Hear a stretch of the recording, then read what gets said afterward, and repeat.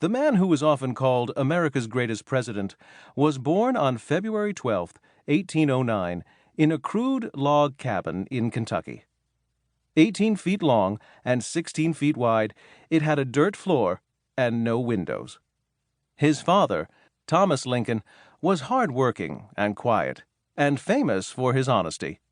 He'd had little schooling, just enough to sign his name. Abraham's mother, Nancy Hanks Lincoln, was intelligent and curious. She could read a little, but couldn't write at all. The Lincolns were poor. They moved from one small farm to another, trying to scratch out a living. When Abraham was 7, the family moved from Kentucky to Indiana. One reason for the move was that Kentucky was a slave state, while Indiana was a free state. The Lincoln family hated slavery. Abraham later said that he was naturally anti-slavery as far back as he could remember. Eventually, the Lincolns ended up on a tiny farm in Illinois. Even as small children, Abraham and his older sister, Sarah, worked hard. Abraham was tall and strong for his age. By the time he was 8, he could pick up an axe and split wood as well as any man. He also helped with the plowing and harvesting, but not hunting. When he was 7 years old, he shot a wild turkey and discovered that he hated killing things. When Abraham was 9, his mother died. It was a terrible loss for him and his sister. Thomas Lincoln couldn't raise the children by himself. Their home was miles from most other people, so he went back to Kentucky and returned with a new wife. Sarah Bush Johnston was a widow with 3 children. She brought her furniture with her: real beds, a table, and chairs that seemed like amazing luxuries to the Lincoln children.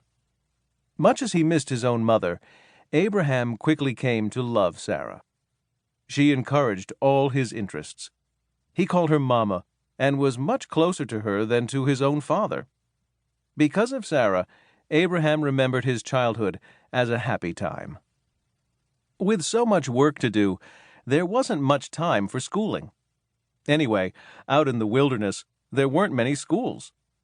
In Kentucky, Abraham had gone to an ABC school, where he had learned the alphabet, but not how to read or write. In Indiana, he sometimes went to a blab school, a place where all the students said their lessons out loud together. The schoolmaster listened and tried to pick out their mistakes through the noise. Abraham finished with school for good at the age of 15. Altogether, he had gone for only about a year. But he had learned how to read. Now he could teach himself anything he wanted. He read every book he could find. He once walked 20 miles to borrow one.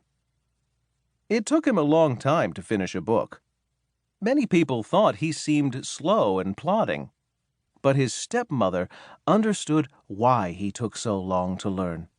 He wanted to be sure he really understood everything. Sometimes he'd learn part of a book by heart. Because paper was expensive and hard to get, he wrote out passages on a piece of wood. When the wood got so black he couldn't see what he was writing, he would shave it off. Then he would start over again. People liked Abraham. He was so good at telling funny stories.